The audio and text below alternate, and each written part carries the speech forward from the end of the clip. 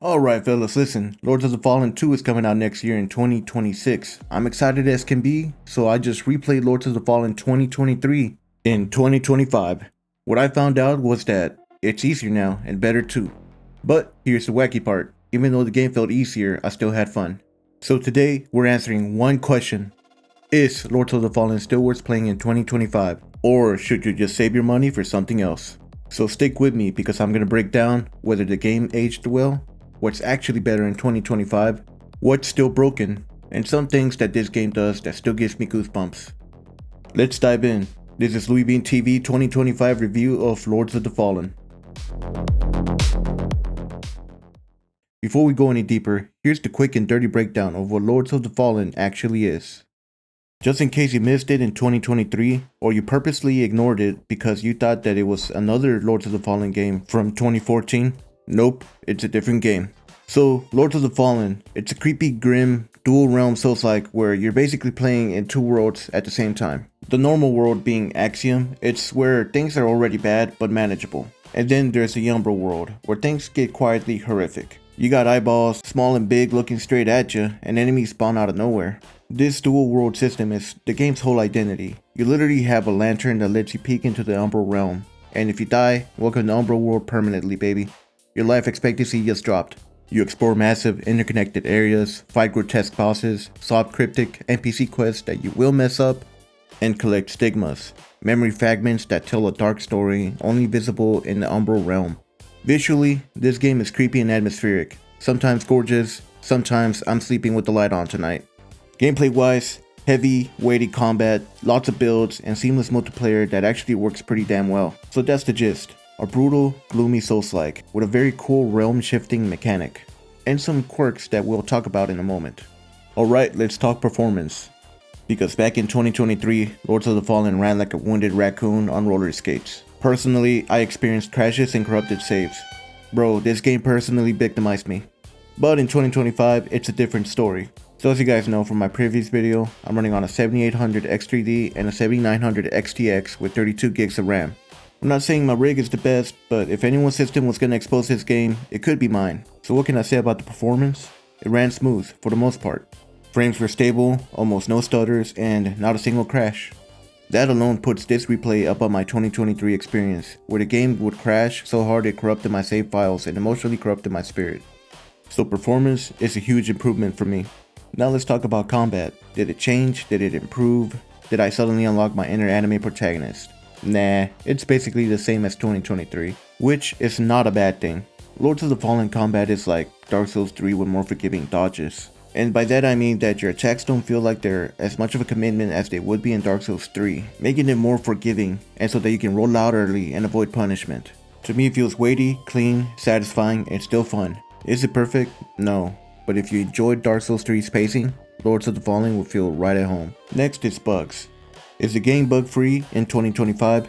Absolutely not, but the bugs that I ran into were just wacky.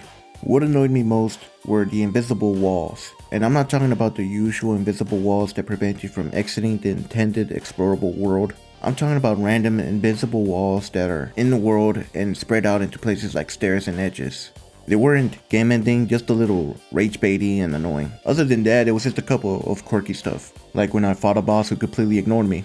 This guy was laser focused on an enemy outside the fog wall, so I decided to combo his spine, and by the time he did pay attention to me, I've already taken half of his health away. It made this fight easier than the Pinwheel boss fight, and Pinwheel was blindfolded, and only had one arm. There was also this other thing that I call the Hut of Doom. So in the swamp area, I see this shack with an open doorway, and like a true professional loot goblin, my curious ass jumped straight in, looking for that sweet, sweet cheddar. Was there any cheddar? Nope. Just a bottomless pit of nothing and despair. So I was stuck in a swamp shack, forced to do nothing but stare up at the entrance, contemplating my greedy life choices. Thank goodness for the prestige mods though. I'd still be in there screaming if it wasn't for that. So overall, the bugs didn't ruin my experience, but they definitely did remind me that the game isn't fully polished, even in 2025.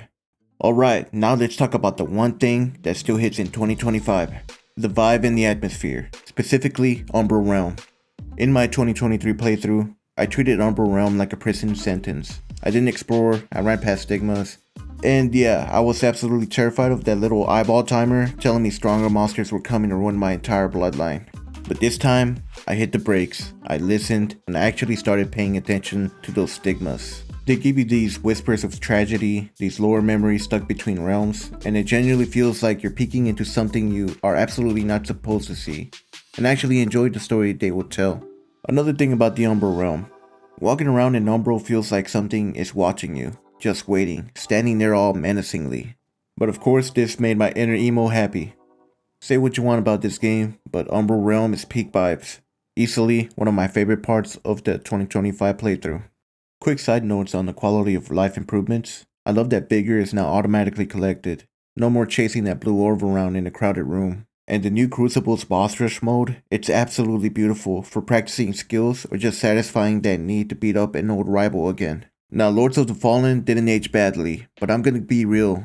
There are some dirty, dusty spots here and there that definitely haven't aged like fine wine. The biggest offender on my list? I mentioned it before, invisible walls. Nothing takes me out of a dark, immersive, gothic horror Soulslike faster than hitting a Walmart brand invisible barrier. I would be zoned in, exploring, hunting for that sweet cheddar, and then bonk straight into an invisible force field. Man, why is it there? What's the lore? Who put it there?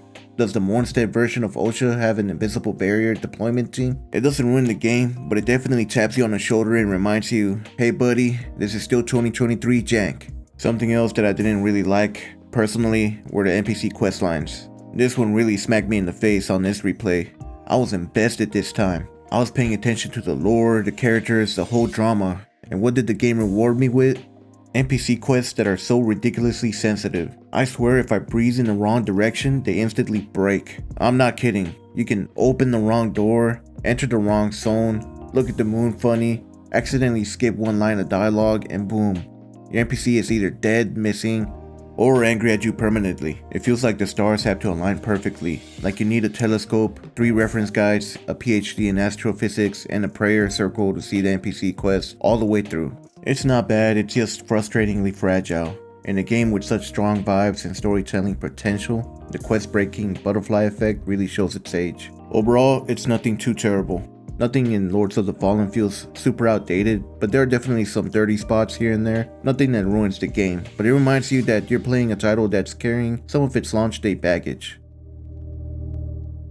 Alright wacky fellas, let's wrap this up. After plunging back into Lords of the Fallen here in 2025, here's my final honest LouieBeanTV verdict. Is it worth playing in 2025? Yes. If you want a seamless co-op Soulslike experience that you can play with your friends, especially if you could get it on sale, then this game is for you. The co-op here is insane. It's totally seamless, it's fun, and the fact that CI gave us a free friend pass, it's absolutely incredible. This game shines the most when you're exploring with a buddy, with a wacky pal, running around in this creepy world together, jumping around Axiom and Umbral, and laughing at the same janky moments I ran into, made this game super fun. The atmosphere, still incredible. The Umbral realm, still the star of the show. Combat, solid and familiar. Price, way more reasonable now, especially since it's now sitting at 30 buckaroos. That's a steal. The Lords of the Fallen still has plenty of juice in 2025. Is it perfect? Nah. Is it fun? Absolutely. And honestly, sometimes that's all you need. So Lords of the Fallen in 2025, I'm giving it a 7 out of 10 wacky beans, making this another Certified LouieBeanTV banger. And that's gonna do it for my 2025 revisit of Lords of the Fallen, fellas. If you made it to the end of this video, just know you're a real one. If you played Lords of the Fallen recently, or if you're thinking about jumping in this year, drop your thoughts down in the comments. I want to hear your experience too. If you enjoyed this review, hit that wacky like and subscribe button. It lets me know that I'm heading in the right direction. This has been LouieBeanTV, and I'll catch you on the next one. Peace.